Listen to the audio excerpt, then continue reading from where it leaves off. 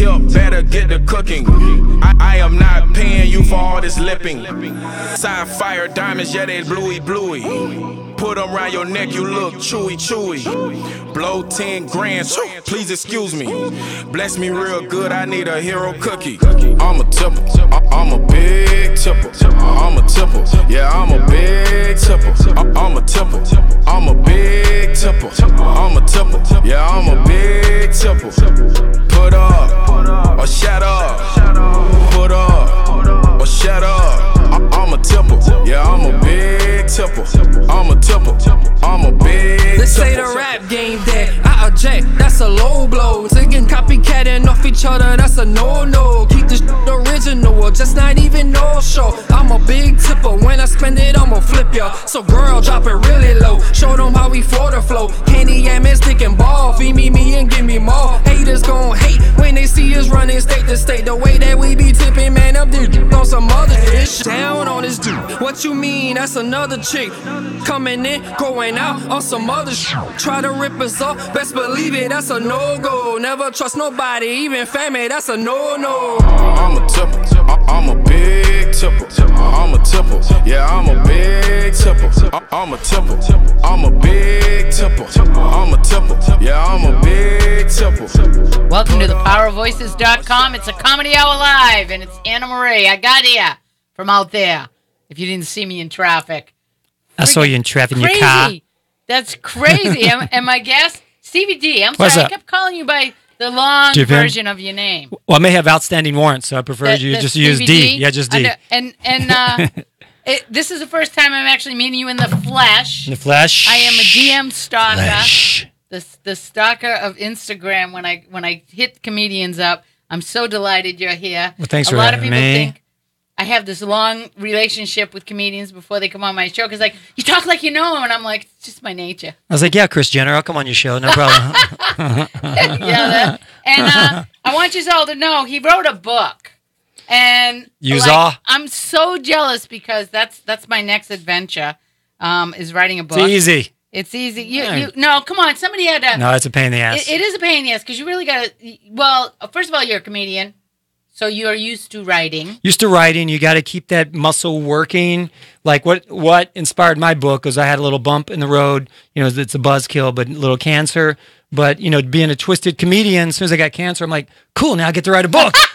My wife's like, you can't even read a book. How the hell are you going to write a book? She's like, it's cute. It's a cute idea. It's a cute idea. Yeah, it's a really cute idea. You're writing diaries. So I called the Trans Am Diaries because I really drive a Trans Am. Oh, that is so fitting. I didn't drive it tonight because police always follow me when I drive it at night. Oh, do they really? And I've got that redneck, hold my beer and watch this. You know, I can't, eastbound and down. Yeah, where you're from. Kentucky. Kind of like Kentucky, which would qualify you for that redneck. Dukes of Hazzard. So Dukes of Hazzard is really in Kentucky, but on the show they say it's Georgia. But Hazzard County is actually Kentucky. Because they can do that. Yeah. Listen, if they can mess up history for the United States and make all kinds of stories you don't even know what's going on. Yeah, don't believe anything you see or read. It's like TV land, you know? Let's just make this shit up. Smoke and mirrors. I really admire, like I was saying to you earlier, the idea of, oh man, I'll tell you, waking up one day and deciding to be a comedian. I always ask the comedians, you know, there are certain questions you'd like to derail from and say, I want to do something different. Yeah. So you can't because I didn't land on Plymouth Rock. Plymouth Rock landed on me. Well, I didn't have a choice. You know? It chose you. Teachers used to say, "Oh, you think you're a comedian? Yes. Oh, you're good luck getting paid for this." Absolutely. The age of questionnaire. What do you think? You're funny? What do you think? You're a comedian? Who do you think you are? Right? I said I used to entertain the troops in class. I'd sacrifice my education because I was there to boost morale and get in trouble just to make everyone laugh. Did you ever have that one where I wipe that smile off your face or wipe that smirk off your face? Or wipe that grin off your face? I'll wipe it off for you. They were wiping shit constantly. Back then they would beat my ass. They would really take you to the principal's office. And now, like, you know, I'd be calling Larry H. Parker, give me $2.1 million. Right. You know, now I'd be suing somebody. Yeah, you can tell me that story because I went to Catholic school and my brother was a year ahead of me. And just his last name just wreaked, you know, fear on every nun. Was like, hey, Lentini, sit up front. Yeah. And I'm like, just trouble. It was hilarious. Yeah, my brother actually. One of the stories is my mother made him his outfit for the play. You know, the nativity scene. And there he was in his shepherd. He was the one. What light through yonder? Whatever that.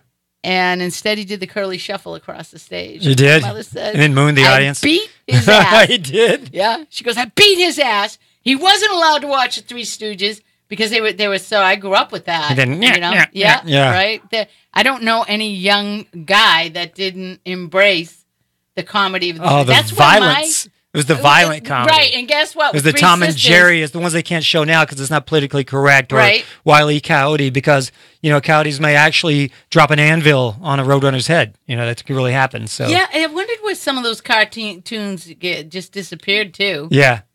They're too violent now and PC. Oh my God! Everybody's so touchy about everything, and everybody is out there as far as comedians go.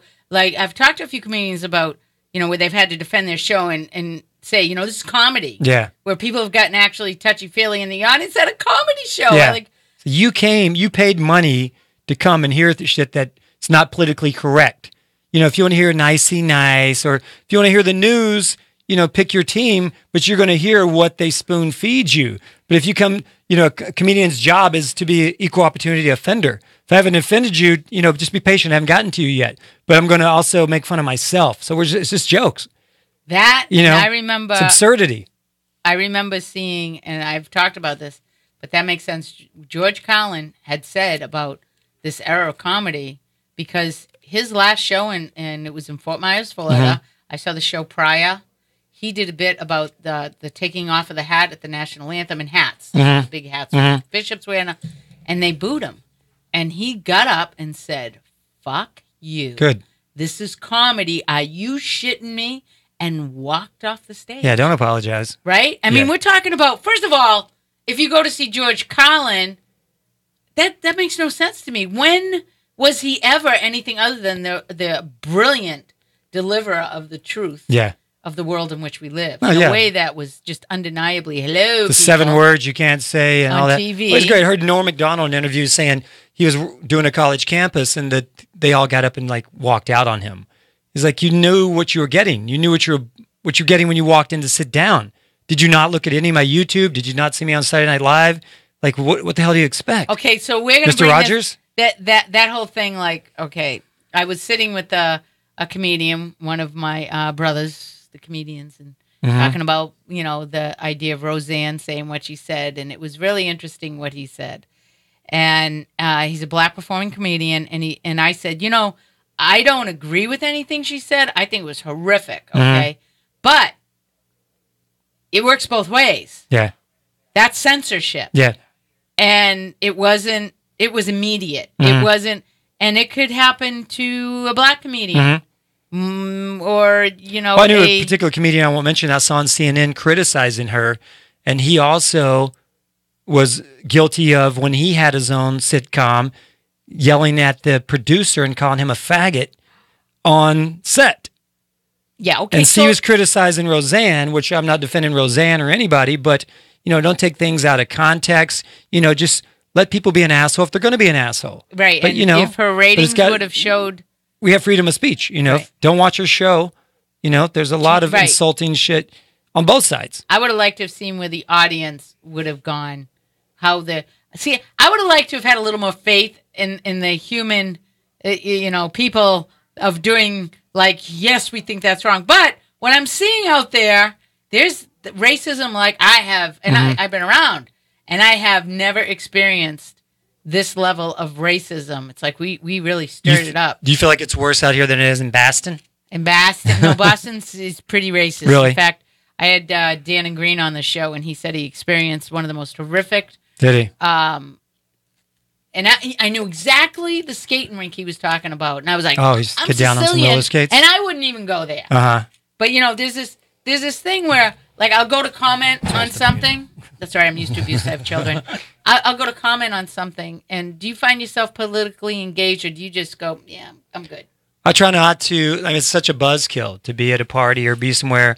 It's I don't want to talk about politics, man. I'm here just to make people laugh at the world, laugh at myself, have fun, tune out. We canceled our cable about 3 months ago. Ignorance is bliss. I don't know and it bugs the shit out of people when they try to get you They're like, hey, did you see what's going on today? I'm like, no, I haven't. You're like me. Man, I haven't seen it. And I'm good. All I have is Netflix. I have. Well, we canceled Netflix after 20 years, and thank you, Netflix, for distributing Rockstars of Comedy, my DVD. I appreciate it. But, we were only watching it for my kids. And, it got down to like very few, we have You'd rather Mama's over their shoulder. She's like monitoring everything that they're doing. So we canceled that. We're watching Hulu now, which has a lot more choices, but I don't watch a lot of TV anyway. I got to be creating and moving and hustling.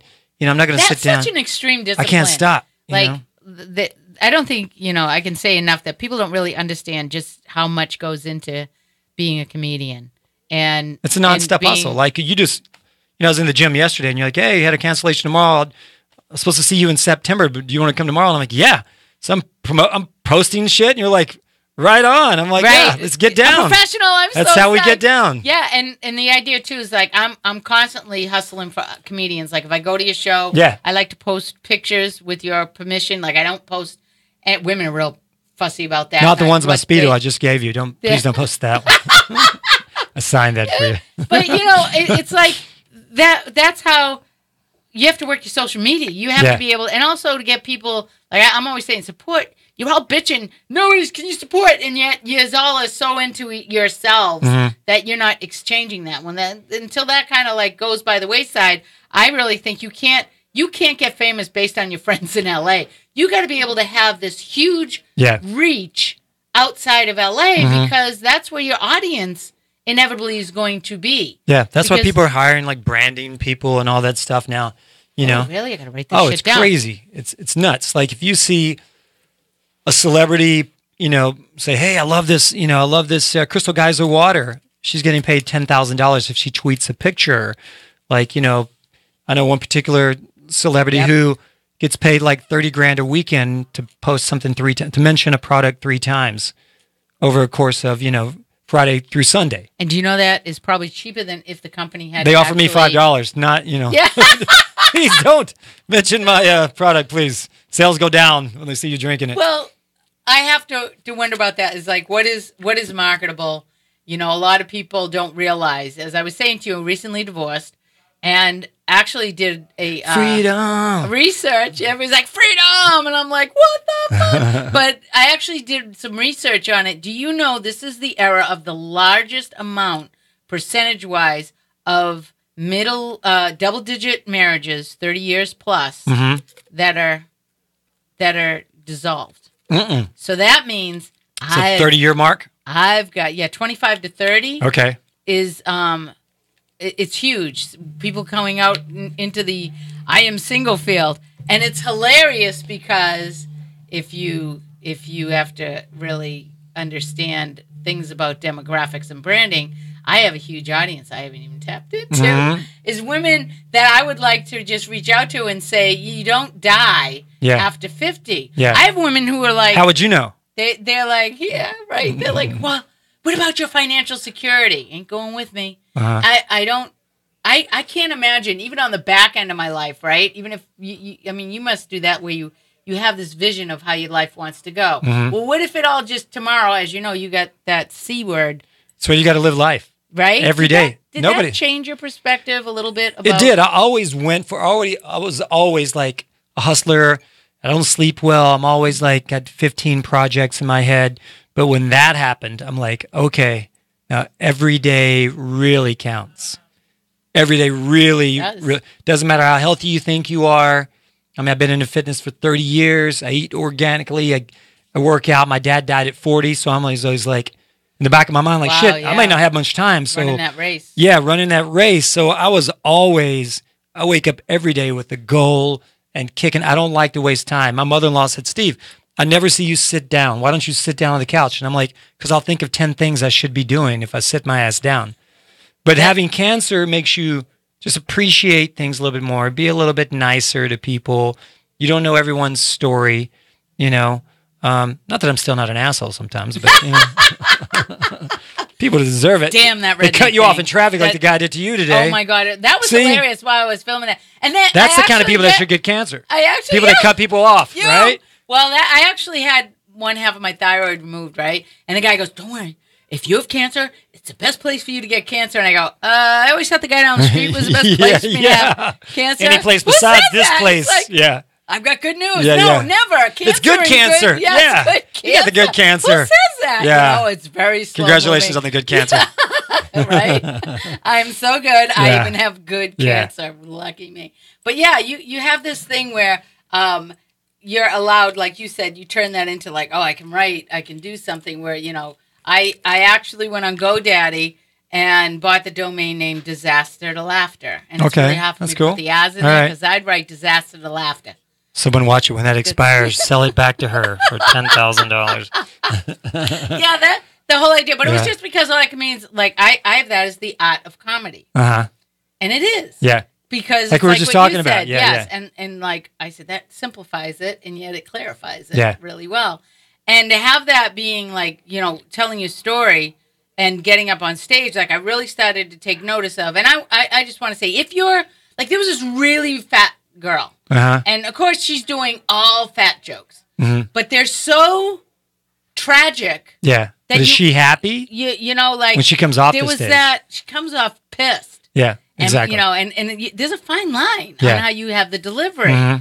That you either bring everybody into your fatness and that you love yourself regardless so you can laugh at it. Or you make people you've heard nervous laughter, right? Where people weren't sure. Yeah, they're afraid not to laugh. Like, I feel bad for her. What is she going to do after this if I don't laugh? The courtesy laugh. Yeah.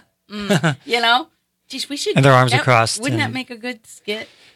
Yeah, the nervous laughter audience. Like, you just have everybody line up, You actually have people where we could have somebody record various faces and laughs throughout your comedy career. Yeah. And do like a compilation. Just, and then we'll put it to music. Yeah. Hip hop, of course. Yeah, of course. Dun, dun, dun. Yeah.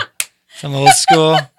Yeah, Teddy Riley, New Jack Swing or something. Yeah, you can tell I have an overactive brain. I like it. The idea of writing stuff too. Yeah.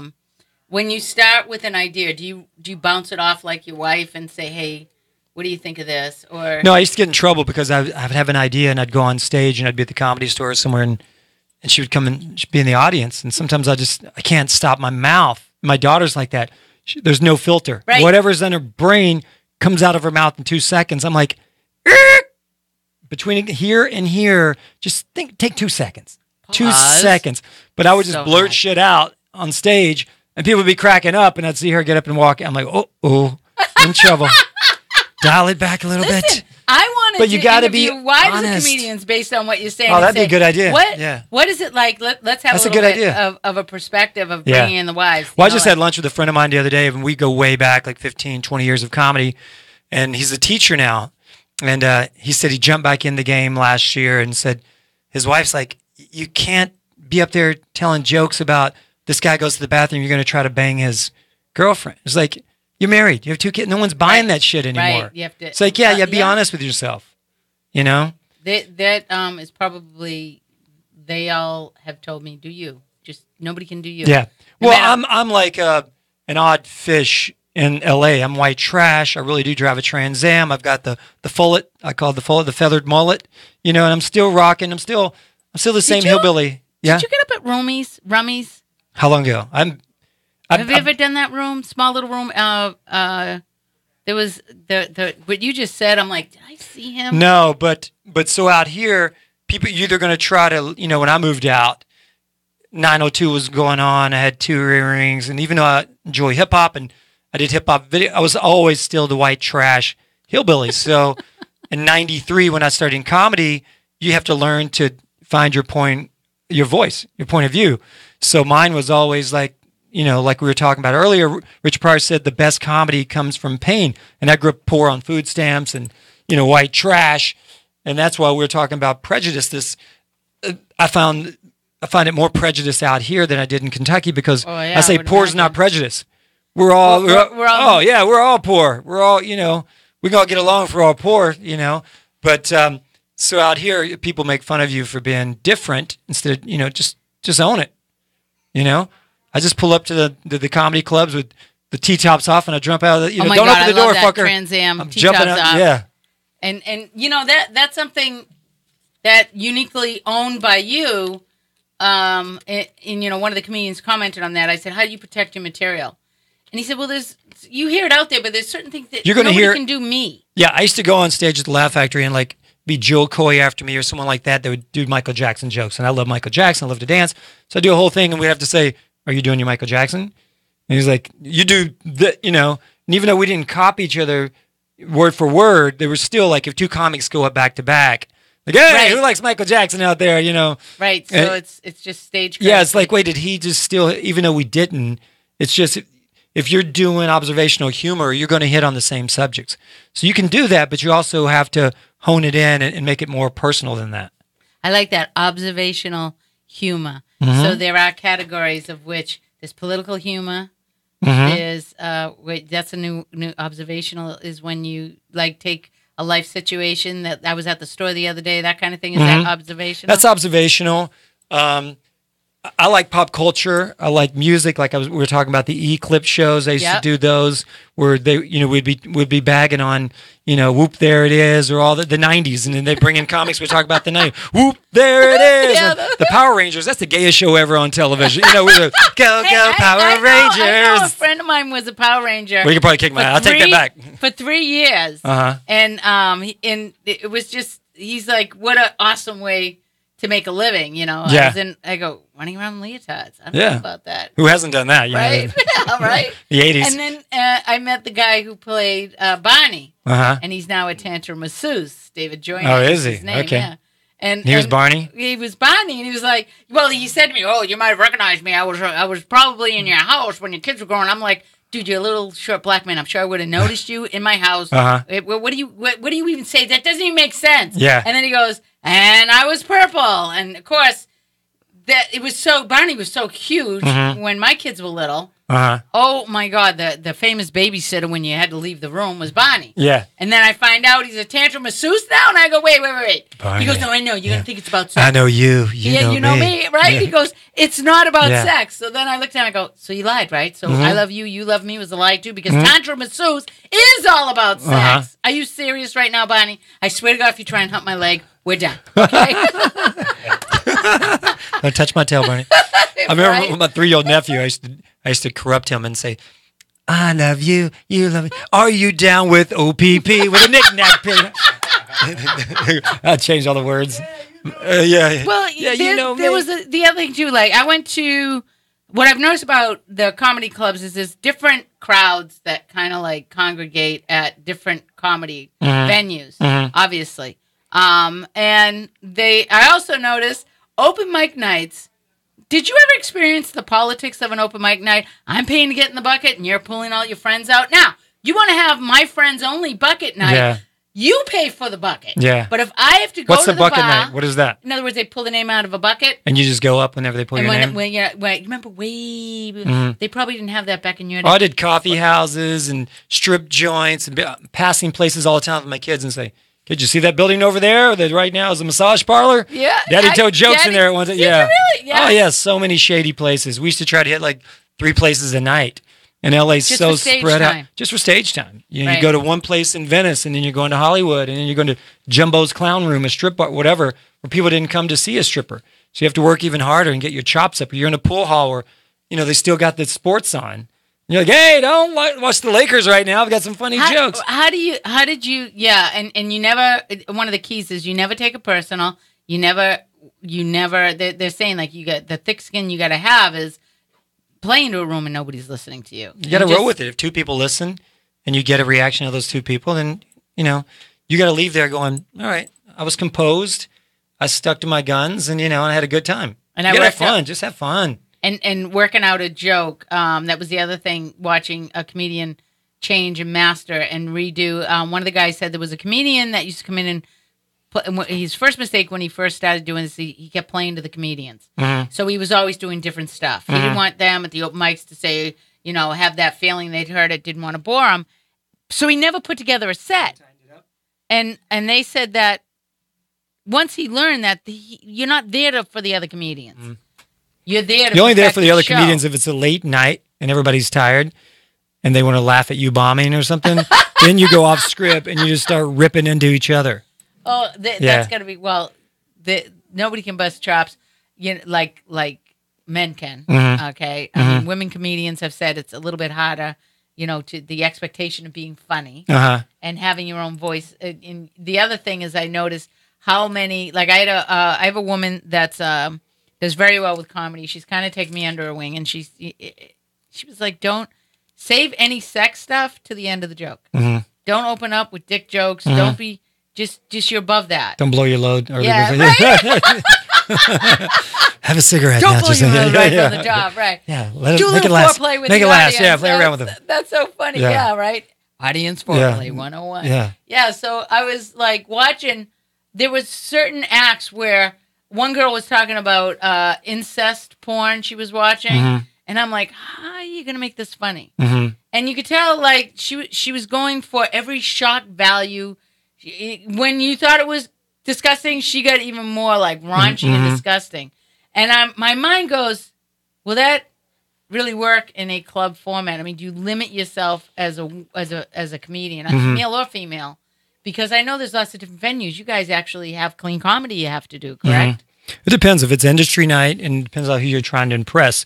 And a lot of times, like, Jamie Masad at the Laugh Factory didn't want you to be too blue. Unless you're so fucking huge that you can say whatever the hell you want to say, Like, I remember Jamie wanted to manage me, and he's like, buddy, listen to me, buddy. You don't need to fucking talk about Michael Jackson. Who gives a shit? And I go, well, people are laughing. I give a shit if they're laughing. He's, buddy, you don't need, you wear a suit. Fuck it, your hair, cut your hair, wear a suit. I'm like, do you know I'm from Kentucky and I drive a Trans Am, right? He's like, you'll be like Jay Moore, buddy. I go, Jay Moore talks about he likes his wife's finger up his ass. Oh, that's even if he's wearing a suit, Jamie. But he's got Jay Moore FU money, and I don't have that money yet. So, oh my God, that really is another thing too. People trying to, when you first start out, people trying to direct you into a certain, you should do this, or so you really have to learn. I mean, not that. Well, there's not that many big clubs in LA, and you should. I heard Roseanne say once. Speaking of Roseanne, years ago, like 20 years ago, when I was starting out, that she said, "Be as good as you can be before you go in front of."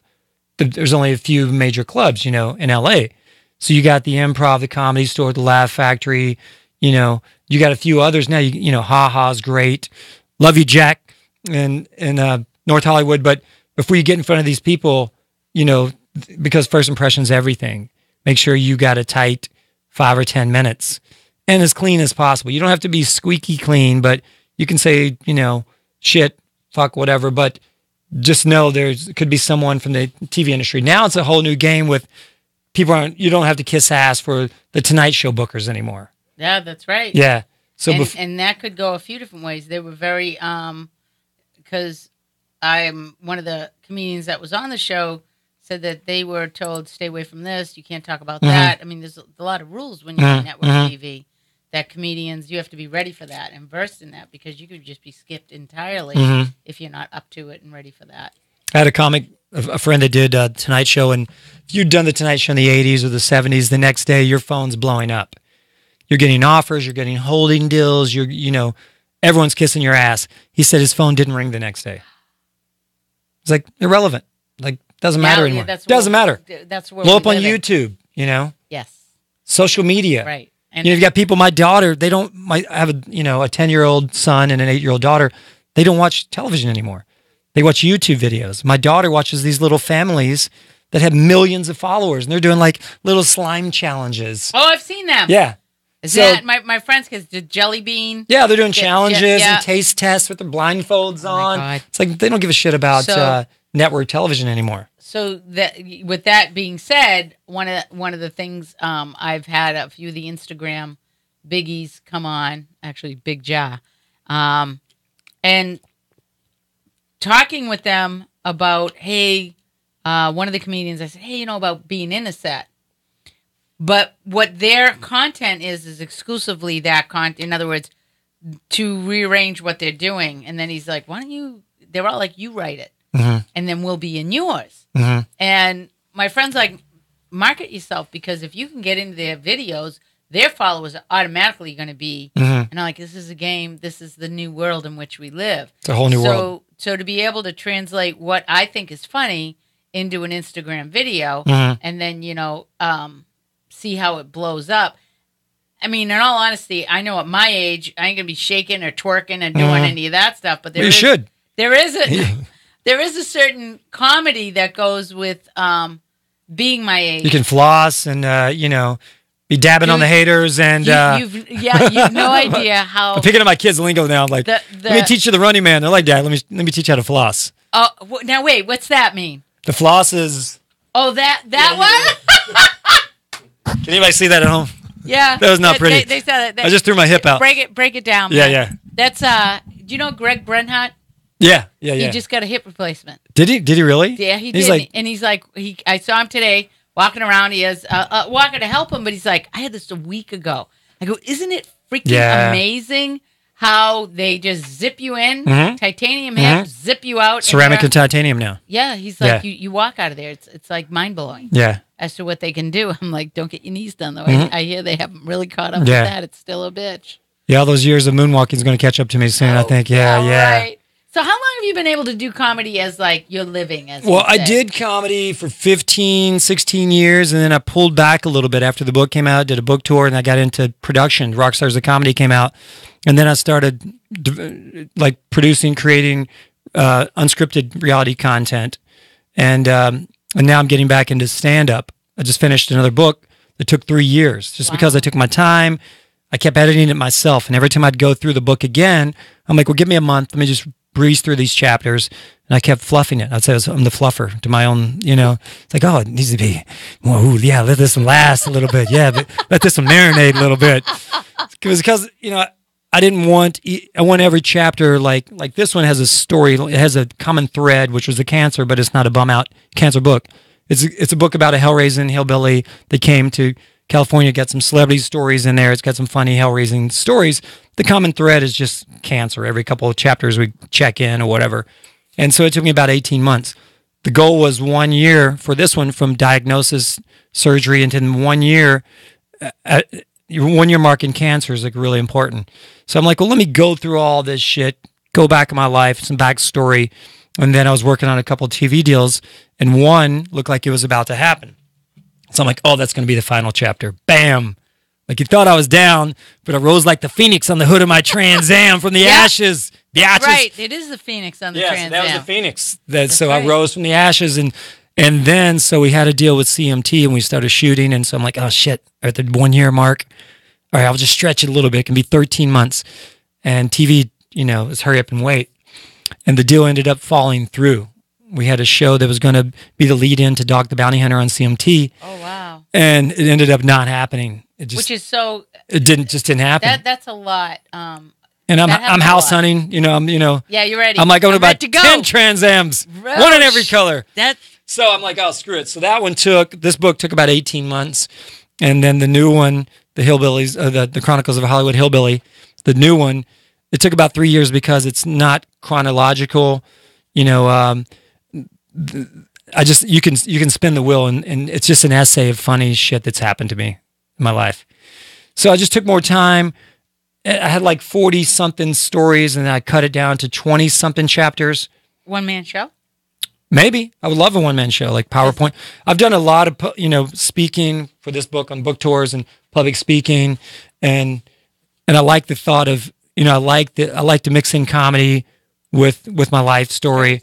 Yeah, so maybe I will, Because that's like, if I heard that one more time, I was either going to somebody's one-woman show. I'm like, all right, this is like... But sometimes they're just narcissistic. And you're like, you could wrap this up in 10 minutes. It's like...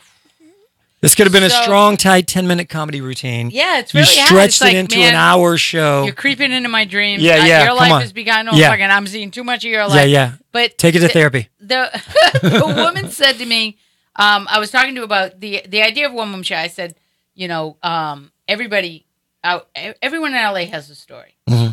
And I was told, but not everybody's going to fall in love with the character. Not everyone's going to relate to it. Not everyone's going to cheer that character because they're emotionally... They become invested, and that's what makes a good story. That's the difference between a story and a good story, where they would look at. You got to have redeeming characters. You got to want them to pull for you and root for you, and like they like people overcoming adversity. And like you said, the woman that you went to see that was doing comedy that was heavy, it was kind of depressing. It wasn't. Yeah, it was like she didn't own it. No, she didn't. She wasn't like Melissa McCarthy. Yeah. It's like, all right, bitch, I got it going on, and I'm sassy, and Well, we tell kiss my big ass if you don't like it. We tell the stories that from my family. My mother is like, you couldn't.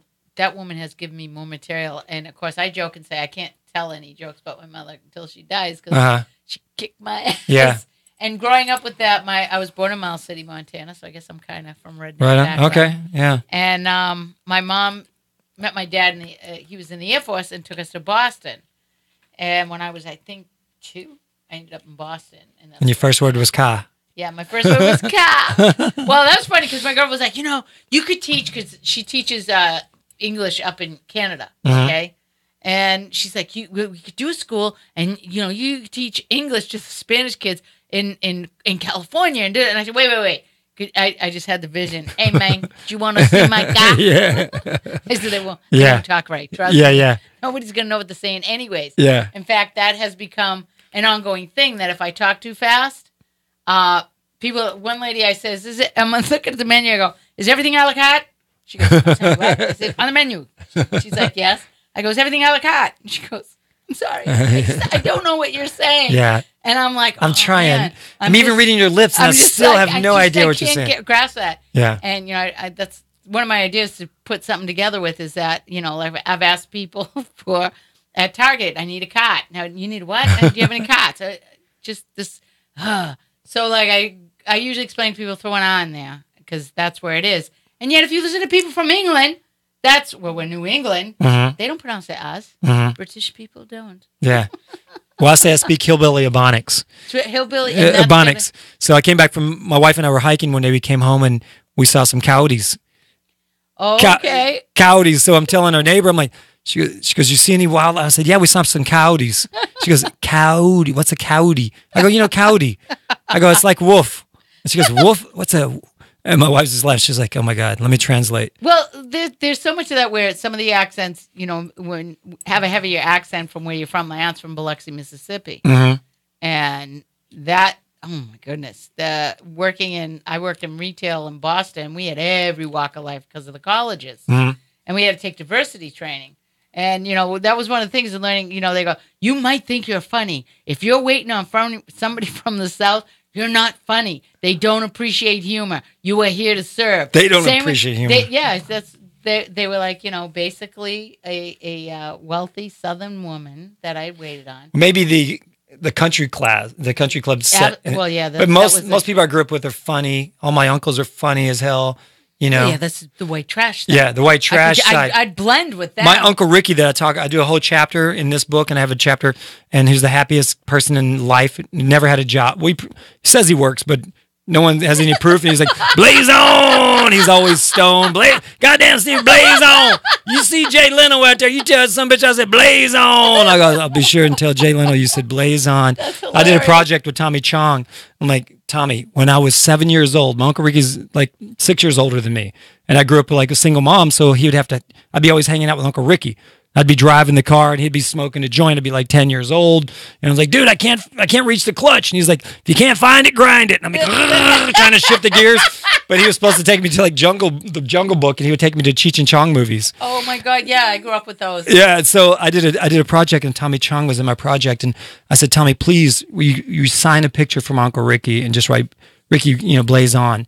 Oh, and he did. Uncle Ricky thought he won the lottery. Yeah. He goes, hey, I got that goddamn picture, Tommy. I'm like, get out. He goes, shit, man, I got to hang it on the wall of my trailer in livery, man. That son of a bitch, man. Hell yeah, it's cool as hell. Blaze on. I go, if your parole officer comes over, you might want to take that down.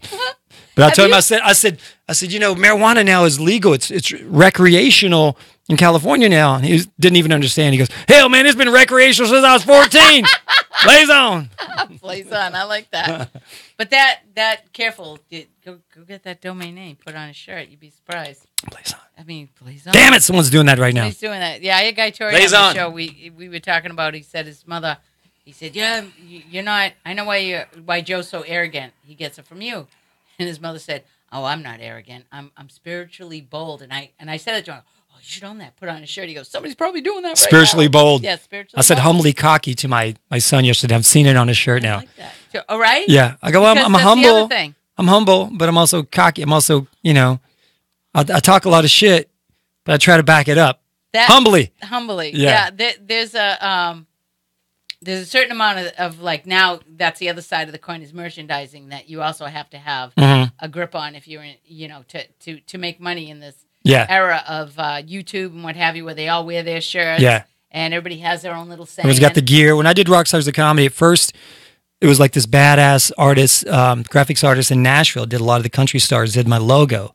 It looked very rock and roll, and there's wife beaters, and we had hats, and we had models, and there was, you know, it was cool. Rockstars.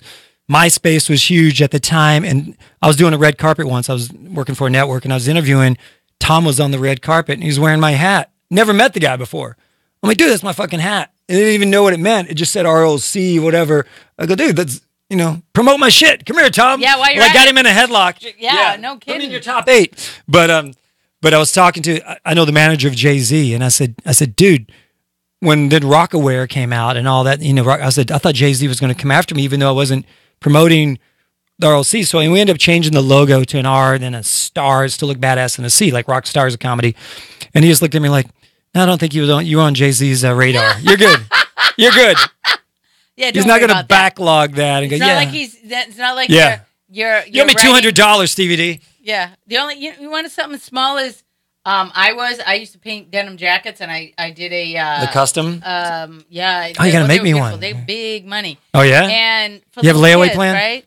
Yeah, right. Well, these little girls had won it to Disneyland, and they were twins, so I did the Little Mermaid on one, and I did Cinderella on the other one. And they were approached in Disneyland. They want to know where they got the jackets because Disney's very aggressive. Oh yeah. About their copyright laws. Disney, and I'm like, don't say you bought it. Disney don't play. Your auntie made it for you. Yeah. Because if I got a profit from that. Oh yeah. Oh. Cease and desist. Yeah. Yeah, all that stuff. But you know, that's why I say for comedians. I just had a friend ask me, you know, how do they don't they worry about their stuff being stolen?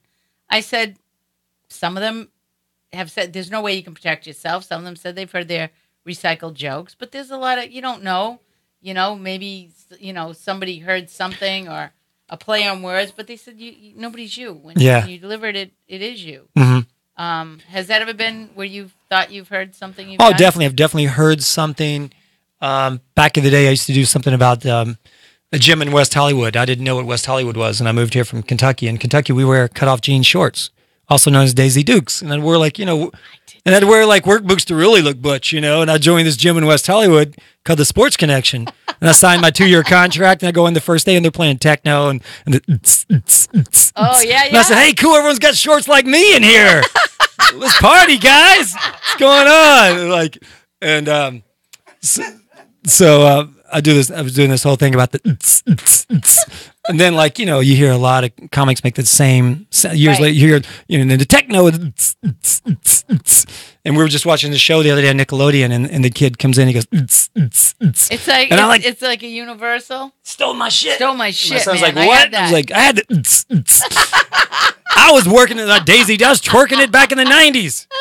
Yeah, right. But yeah, well, I did a whole thing where I had a girlfriend at the time from Georgia, and we're working out, and she gets in an argument with this guy, and I'm like, and they start arguing. I'm just standing there, and these guys are buff, man. They're all jacked up and spray tanned and stuff, and he goes, and she's like, well, and he said, get out of my way, bitch, and she's like, shut up, faggot, and everybody dropped weights and looked at me like, all right. Step up. What are you going to do? What are you going to do? And I said, look, bitch, I don't know who the hell you are. You just got to get your ass out of here.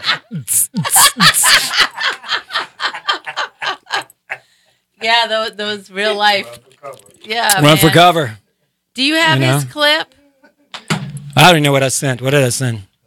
You just put a little clip on that show that you had. Which one? The Rockstars. The Rockstars of Comedy? Yeah. We are the rock stars. It's something that, how long did that run? Still running? So that was a DVD that came out 10 years ago. This is 10th anniversary, 2008. And we're speaking about diversity and prejudice and all that. I had a show at the Laugh Factory on Thursday nights. It became really big, and Dane Cook would be there every Thursday night, and Chris Rock came in, working out his stuff when he was hosting the Academy Awards. I mean, that was a badass show, but I'd have a diverse lineup.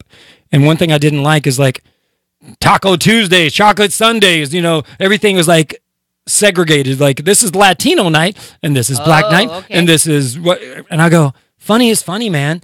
So I did Rockstars of Comedy. I created this, and I just had a Korean guy, I had a Jewish guy, I had a girl, I had, diverse. I had an Armenian, Sam Tripoli. I had, I had Whitney Cummings. I had a diverse lineup because I thought, hey, we're all going to bring it.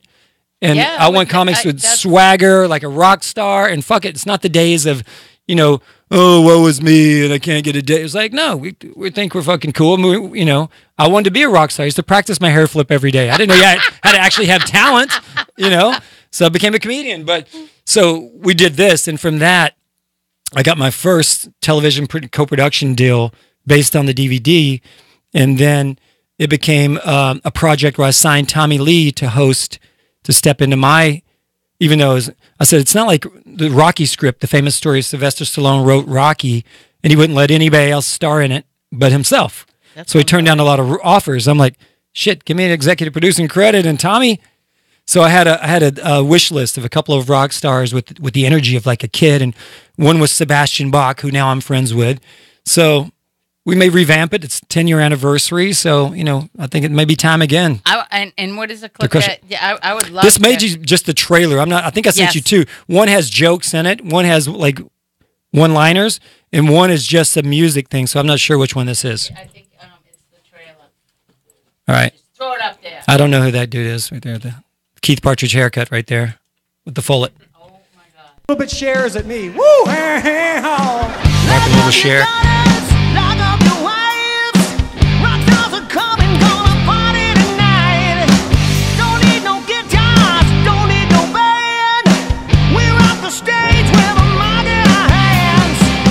Adrian Curry, on your Steve girls, Byrne. boys, because they've been looking at me the whole time I've been on stage.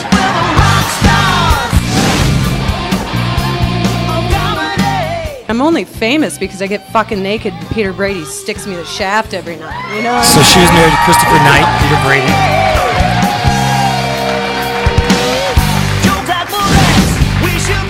Brian Callen. Tired of Paris Hilton getting all the attention for what she wears, showing off her body. Flat ass and a big head doesn't turn me on. She's too skinny.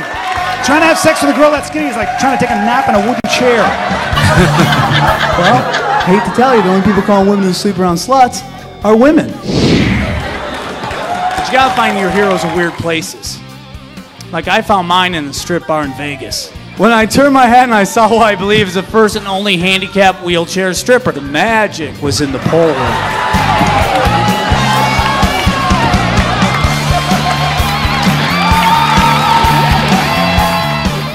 My friend's a Marine, he's crazy. He's always like, dude, I could kill you with one finger. I could kill you with one finger. But what do you really do with one? You cannot kill me with one finger. You can make me feel weird with one finger, but that's a different story.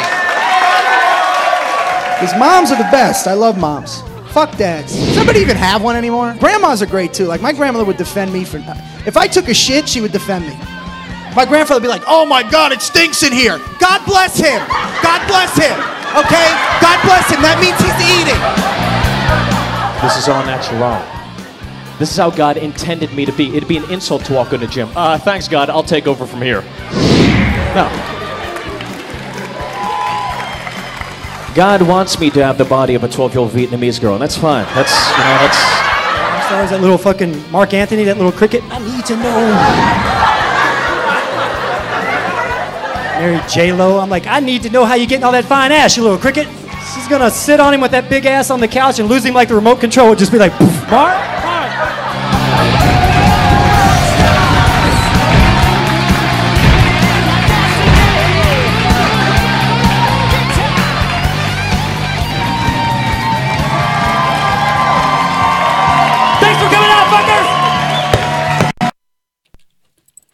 Wow. I'm digging that. Why isn't that still on? That's actually so perfect because you do realize all the you said Sebastian Bach, right? My brother actually he since I met I guess they switch out the new singers. He was in the band Skid Row. So my brother Sebastian Bach. No, Sebastian was right, but my brother's sound guy. Oh, cool. And then my brother was tour manager but so I go out to the place that they're at over in Highland. They're at a big casino out there, and I meet the lead singer, and he's like this insane, and like he's partying. He's got the chicks. He's smoking the weed. They're eating food, and I'm like, my God, when is it enough? Enough. You know. But when I met him, I said, man, your voice, that's incredible. And he goes, oh, I don't really care one way or the other, whether someone thinks I suck or they think I'm, oh my God, right? So I went to Sebastian's house. That's who I wanted to meet. And I get this guy in front of me, and he's like all full of himself. And I'm like, Sebastian Bach. I mean, yeah, that is. Sebastian and I dressed alike, and we didn't even call each other. You didn't? Oh, there it is. So I went to his house for his birthday party. I have a Kiss shirt on and Star pants. Oh, my God. I walk in the door, and he's got on Star pants and a Kiss shirt. No, sir. We're in love. We've been dating ever since. Now, is there anyone that you've met that you've been, like, totally starstruck? No. I never met Elvis or Michael Jackson, so... Don't you find that weird that the King and the Queen... The Queen of Soul and the King of Rock? Isn't that crazy? And there was my roommate who is white. They're both from Memphis. And black. She said to me she can't credit Elvis as being the king of rock and roll because he stole. And I went, wait. Let me just say this. Yeah. He was very vocal about that's where he got his music. That's he's spiritual. He gave all the credit to everyone. He before. was one of the only. I'm like, but see, she's young. She doesn't know that. Yeah, the history. And I'm like, if you're gonna be hating, get your facts right. Yeah. Because this was not something you should be hating for. Because he really there's tried a to get great that credit. Series. It was on like six episodes of something called Sun Records, and it was all the history. Yep. Did you see that? And all the history of Sun Records and how Elvis would go to the black churches and get criticized, and none of the white girls' parents would let them date Elvis then. But it's what he felt. It's what he felt in his soul. You know, he grew up with country music. Yeah. That's what my wife said. We went to see the 68 comeback special in the theaters the other night because I'm like an Elvis fanatic. Oh. And we took, love him. So, and my wife said, can I say he's fine? And I said, can I say he's fine? Can I get a witness? Didn't Christian Slater say that? What was that in Pulp Fiction? Or what was that movie? The Tarantino movie? If it was True Romance. Okay. Because I ain't no queer, but I'd fuck Elvis. But I was like, wow, you're a bigger fan than I am. Yeah, that whole thing, you know, like to see that they both passed on the same day. I'm a huge, obviously, because when I sang country music, I also sang blues. I used to cover Big Mama Thornton. Mm-hmm. And that's how that first hearing of Hound Dog, the way she tore it up. Just like, guttural. Oh, man, right. Yeah. And that simple, like the beat that they had, it wasn't a lot of production behind that song. And then, you know, and that was the first time I had heard it outside of Elvis doing it. Well, Elvis produced himself. He wasn't a boy band where they didn't pluck him. Right. And say, sing this, and here's the track, and you sing it just like the track. And we're gonna. He went in and said, I want to do this song, and I want to do it like this. And he was cueing everybody like a Prince, like a Michael Jackson, where they just have everything in their head, how they want the bass to sound, how they want the drums, when the drums to come in. You know. Now, let me ask you that. Speaking of acoustics, because I've been in clubs where like acoustics are real important in comedy clubs, obviously. Mm-hmm. Have you ever played a room where you were like, oh? I did a room on Sunset. I used to have a room called Miyagi's on Wednesday nights, and it was a big comedy night, and that was my night. And so I kept passing by it because I did Friday nights at the Comedy Store in the Belly Room. I had a show called The Pimp Daddy Show with Sergio Love, and then I kept passing by Miyagi's. I'm like, fuck, that'd be a great comedy. I knew acoustically it would suck, but it was a big ass room, and I'm like, I want that room. And I would see the owners sometimes. I'd be in Crunch working out, and I'd see the owners. And I was like, dude, when are we going to do a comedy night? So one night he goes, hey, man, we're having a comedy night. I go, you son of a bitch, you didn't tell me. So I walked in there, and it was chaos. Walked in with my boy Sergio. People were drinking, weren't listening to the comedians. I go, I'm going up. So they called me up, and I go, everybody shut the fuck up. I go, everybody shut the fuck up. And they're like, are you telling me to shut up? I go, look, goddammit. I've been doing this for 15 years, and we're going to have a good time. But first thing we're going to do is someone's going to bring me a shot of tequila. And they're like, who the hell is this guy thinking? I go, bring me a shot of tequila, and everybody shut the fuck up for a minute. So someone brought me a shot of tequila. I go, everybody hold your drinks up.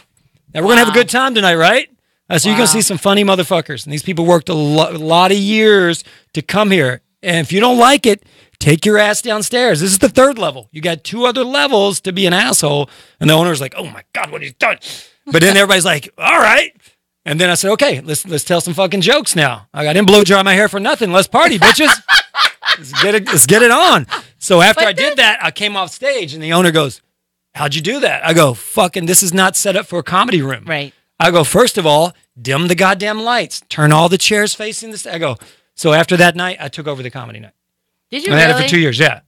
That's freaking awesome. So I took over and I booked the room then for 2 years. I go, you're going to build me a stage. You're going to put a big black velvet curtain behind the stage. They had a waterfall. They had like a rock formation. I go, turn that shit off and cover it up. It's distracting. And I said, dim the lights, put a sign up when people come to the 3rd floor. This is comedy night. So if you don't want to see comedy, eat your sushi on the 2nd floor. Or then we had a bar where all the comics would hang out and get loud and shit. And I put big soundproof curtains there. I'm like, comics, hang out back there. People can hang out and drink. A lot of that. And then I had a lot of big comics do my room then. A lot of that, of what you're saying, the acoustics, the atmosphere that I've been in, like they try and have these comedy nights at these restaurants and what have you that aren't equipped. Like, to me, I want to go to the owner and say, because my family had restaurants, and then you have the side of my family that's in entertainment. My brother was being a sound guy. He was forever, talking to me about, and if they didn't have that and they didn't have this. So I was educated by him on what constitutes a better sounding atmosphere as a vocalist, And same thing. Like, the guy that just sang Rockstars of Comedy is an amazing vocalist. And his daughter's Olivia Holt, who's like she's blowing up now. She's huge. But he sang at my wife's, I rented a bar a couple of years ago for my wife's birthday party. And he came in. I was going to pay like this big band. It was Olivia Holt's band. I was going to get he's like, we need a sound guy. I'm like, no, we have PA system in there. He's like, no, fuck that. It's going to sound like shit if you want. And so the sound was and they did it. And to this day, people are saying, that's the best party I've ever been to. That band was amazing. Wow. And it was the sound. The sound is so important. Well, that's Mariah. That's Mariah right there. Right. Isn't that? Yeah. Is that what? Yeah. It's blown. I'm out of here. Yeah. It really is amazing to me too, because like if when you're on stage, there's so much going on, like to just zone out, focus only on your audience. When you're out on stage, do you look at the expressions on, like, can you get a vibe just by the faces, their body language? Yeah, and you can't focus on the one person that had a bad day with their arms crossed, but a lot of comics obsess about that, and then it throws the energy off of the whole room because they start hammering on this person or whatever. My son, this past year, said, he said, Dad, I'm going to do the talent show at school. I go, what? When? This is Tuesday. He goes, I go, when are auditions? He goes, Thursday. I go, this is Tuesday. I go, there's kids that have been taking piano for 5 years, and like I've been to the talent show there. Like there's legit rich Hidden Hills kids that have had like music lessons and their dads are rock stars. I go, what song are you going to do? He goes, Coldplay. I go, no, you're not. Oh, no, you're not. Ask me who won the talent show 3 years in high school. Your daddy did, and here's how it's going down. I go, you like Eminem, right? And he goes, yeah. I go, you're going to do Lose Yourself. Oh, no. And I go, you go fucking bring it. And then then for 2 nights, I'm out there, I had gaffer tape, and I'm like, address the audience. You hold the mic like you command. You don't hold the mic right now. Oh, you prowl like a panther on that stage. Oh, you make eye contact. So the day of the talent show, I was more nervous than him. I'm in the back of the room, and I get ready to bring him up. And I said, the sound's weak in the back. You need to really project. And I go, you don't need the mic stand. Let's just take the mic stand away. And I want you to remember to command. First, I want your hood up. And when it goes, dum, dum, dum, dum, dum, dum, dum, you build and then you throw that hood off. He goes, Dad, I got it. He just says, Dad, I got it. I go, sure, you don't need a hype man. I'll be in the put your hands up. Put your hands up. He goes, Dad, I got it. Dad. I got this. Yeah, take it easy, Dad. You're embarrassing me. Right. I can floss. Isn't it funny how, we're having kids, man. I remember my daughter wanted a black bedroom, and as I was painting, and I'm like, Led Zeppelin, he's got the lantern up on the hill, that album, Stairway to Heaven. And so as I start to draw it out, I'm an artist. Nice. My daughter's like, I'm done. That's and creepy. I'm like, what do you mean? She goes, I don't want the black room anymore. I'm like, what do you mean you don't want the black room anymore? She goes, it's like the room you didn't get when you were a kid. Oh, man. So you took the room and put her in your room. Yeah, there you go. Thank you so much for coming. That's it. It's That's an hour. it, man. That's an hour. A power right hour on. with Anna All right, it's past my bedtime. Thanks for I blow dried my hair for this. All right, thank you. Yo, next week I have Water Official, the comedian. I can't wait to have him on. You're like, and hope you guys see me. I'll see you out there. Take it out. Take it down. I look the part, yeah, I look Davenil. Get my order right or I'ma bust a Yui. I don't like raw fish in my sushi. Want a big tip, better get the cooking. I am not paying you for all this lipping. Sapphire diamonds, yeah, they bluey. Put them around your neck, you look chewy. Blow 10 grand, please excuse me. Bless me real good, I need a hero cookie. I'm a tipper, I'm a big tipper. I'm a tipper.